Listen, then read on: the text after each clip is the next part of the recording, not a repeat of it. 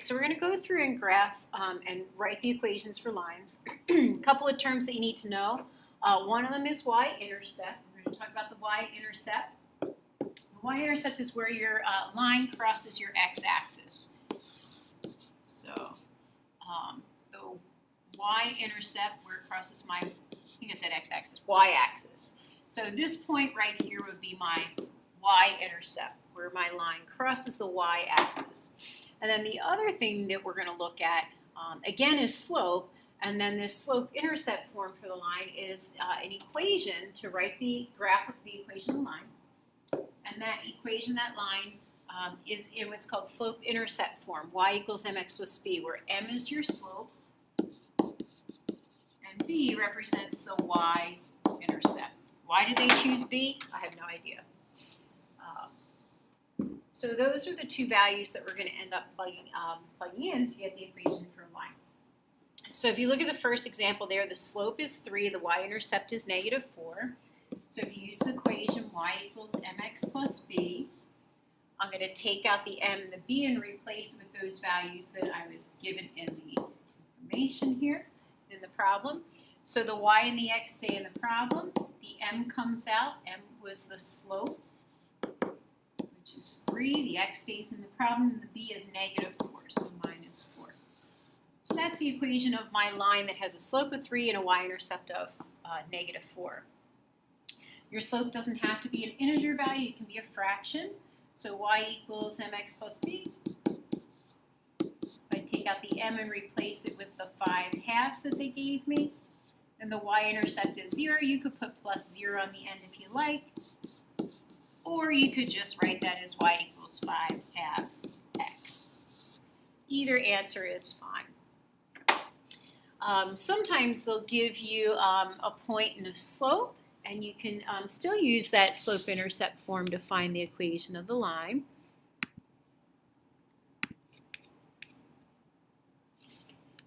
So in that first example there, if I use y equals mx plus b, any point that they give me, my x-coordinate, my y-coordinate, I can always plug into this equation, and I'll be able to find the y-intercept, the b value is what I'm not given.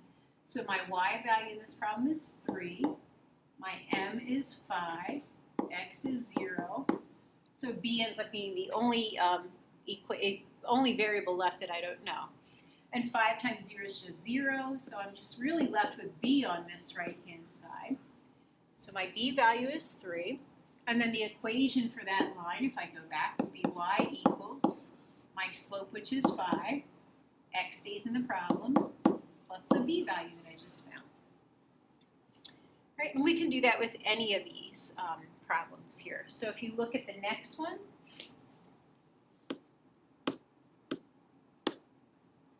so my x value is 5. My y value, oh my goodness. All right. I'm trying not to have to recalibrate, but I have to recalibrate it.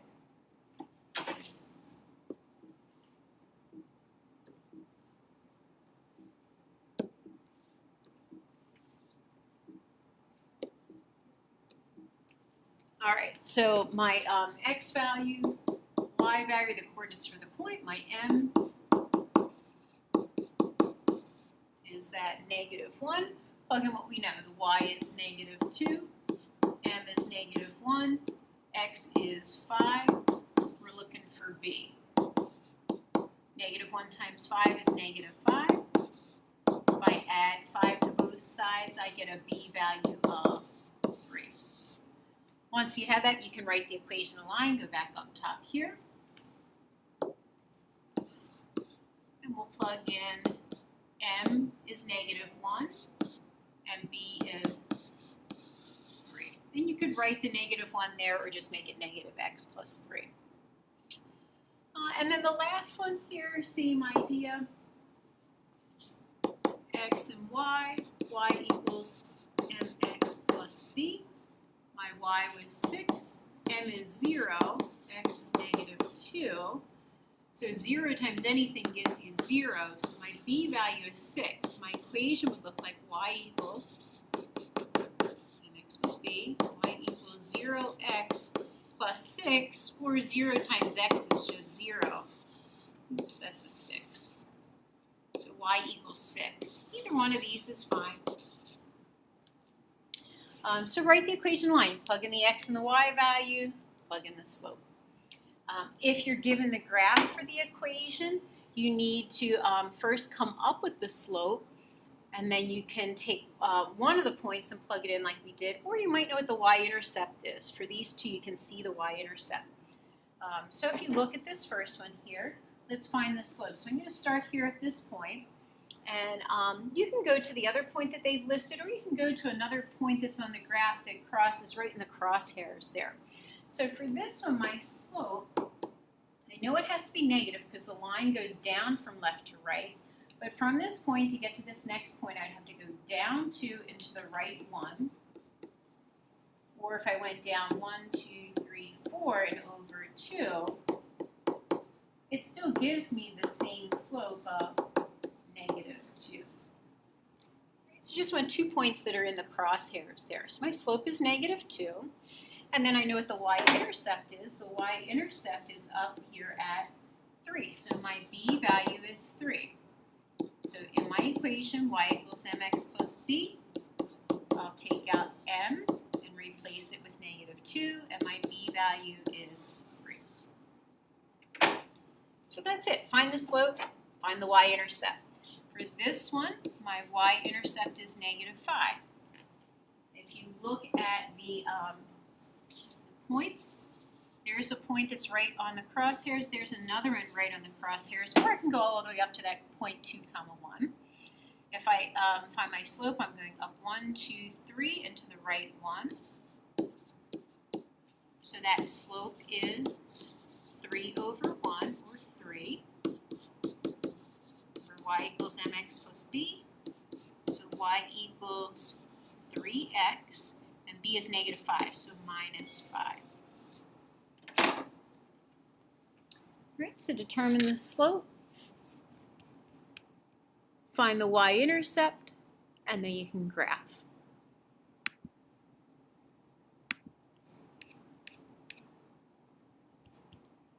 All right, now we're working backwards here. We're going to write the equation for the line. They gave us 2 points, so they didn't give us this graph back here like they did for these problems. That's okay, we can still do it. You have to work a little bit harder, so you need to find the slope first. If I find the slope,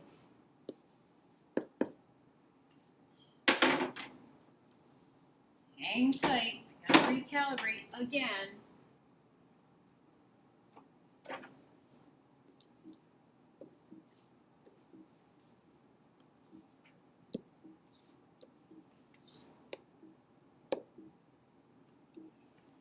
All right, so here we go. Slope. It's y2 minus y1, x2 minus x1. So pick whichever point you want to call x2 and y2, x1 and y1. So I'm going to do 3 minus 5, and then since I started with 3, I'm going to start with this 1 minus 2. Gives me negative 2 divided by negative 1, which is 2. So I have my slope. Now I need to pick one of the 2 points to work with.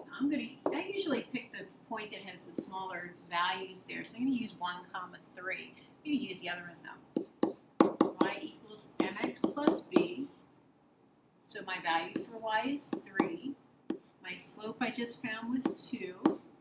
My x value was 1. 2 times 1 is 2. If I subtract 2 from both sides, I get my b value is 1. Now you have your m, you have your b. Now we can write the equation for the line. So y equals, just plugging it in here, m was 2, and b was 1. All right, so it's the same process. You just have to do that one extra step then. All right, same for part b here. Let's find the slope first. So I'm going to subtract my y value. So I'm going to go 4 minus negative 1 this time, and 3 minus 1. You need to label them, 4 minus negative 1, that's 5. 3 minus 1 is 2, so my slope is 5 halves. Going back to that equation, y equals mx plus b. I'm going to plug in one of the 2 points. You can pick whichever one you like there. Sometimes I tend to use the ones too that are positive. So 3 and 4 are both positive. So y is 4, m is 5/2, x was 3, plus b. So this one you may not love because you end up with a fraction, 15/2. And then you can put this in your calculator, subtract 15/2 from both sides, or else you're going to do it by hand. 4, if I write 4 as something over 2, that would be 8 over 2. Oh my goodness. So this would be, write it down here, 8/2 minus 15/2. 8/2 minus 15/2 is going to give you negative 7/2 is your b value.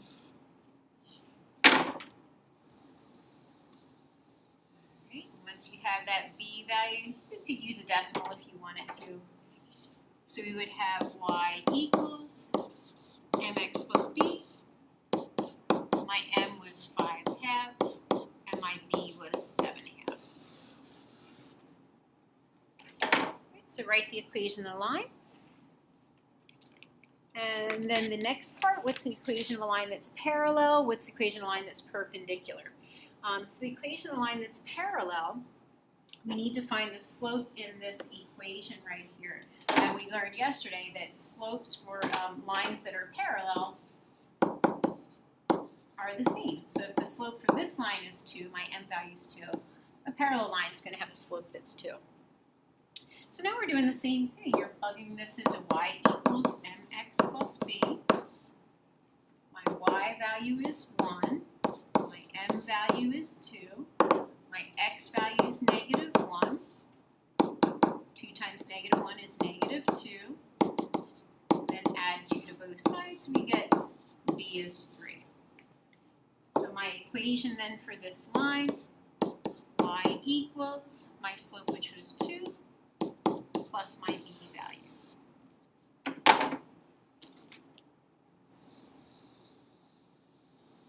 So it's the same process, right? Parallel slopes are the same. If you look at this one, my slope is 1/2 this time. And then here's my point, my x and my y. So y equals mx plus b. My y is negative 3. M is 1/2.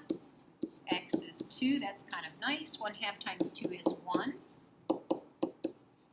You subtract 1 from both sides, you get negative 4 for this b value. Y equals mx plus b. My m was 1/2. My b was negative 4. I'm going to skip letter C. It's the same process. I'm going to go down to perpendicular. This is the only one that would be different. So we know that perpendicular slopes have opposite reciprocals. So we're going to do the same thing. So for this one, my slope is negative 2. So a perpendicular slope, remember negative 2 is the same thing as negative 2 over 1. So opposite reciprocals mean I need to flip the fraction. And then I need to change the sign. It's negative, so now my slope will be positive. So this is going to be the slope that I use. Again, y equals mx plus b. My y value was back here, 3. My slope was 1/2. My x value is 2. 1/2 times 2 is 1. Subtract 1 from both sides, we get our b value is 2. So again, write the equation. So y equals m, which is 1/2, plus my b value, which is 2. So perpendicular slopes, opposite reciprocals. Let's look at letter C. So I have an x and a y. My slope here is negative 3. We'll put it over 1 to make it a fraction. So perpendicular slope, flip the fraction, change the sign, will become positive 1/3. Time, y equals mx plus b. plug in our point. Y is 2, M is 1/3. Remember, it's this slope that we're using, a line that's perpendicular to this one. X is 3. 1/3 times 3 will give you 1. If you subtract 1 from both sides, we get B is 1. So my equation for my perpendicular line would be y equals my slope 1/3 x plus my b value, which is 1. So that's what you're looking at in this section here. So tonight's homework is the very next page. It's this practice worksheet right here. You can skip the next one that says homework. That's on this page here. We'll get to that. But it's page 21 in your notebook there is your homework. All right, same types of problems.